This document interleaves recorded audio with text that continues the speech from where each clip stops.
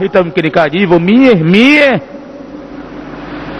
watakwenda unakwenda kuhiji watakwenda, lakini mie kwa hivi nilivyo maisha yangu mie lini itakuja safari kama hiyo? Kuna baadhi ya wakati binadamu anaweza akajitajia akajiona hivyo, lakini Mwenyezi Mungu anamwambia fa inna ma'al usri yusra, inna ma'al usri yusra. Jambo la katatamani dhambi kubwa. Nabii Yaqub alayhi salam aliwaambia wanawe wakati anawasisitiza kwamba idhhabu fatahassasu min Yusuf wa akhihi, nendeni mkamtafuta Yusuf na ndugu yake, mimi sasa inanijia kwamba kwa haya wanamtawaona.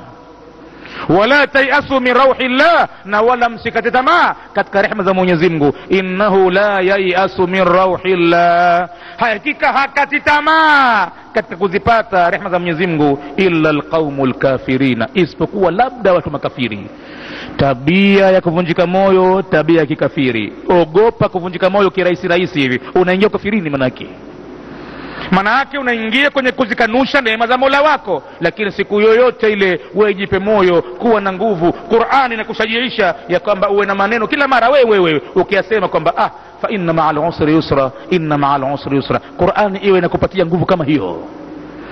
Hata kama unajiona mkono wako na mguu wako sasa hautikisiki tena kitandani, lakini sema kila wakati fa inna ma'al usri yusra, inna ma'al usri yusra. Usiokasema kwamba basi nimekwisha, ujesha bado.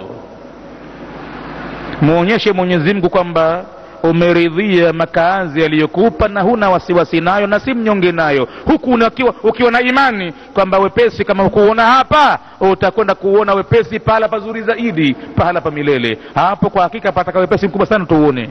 Maana kuna wengine watakuwa katika maisha ya dhiki sana, maisha ya taabu makubwa.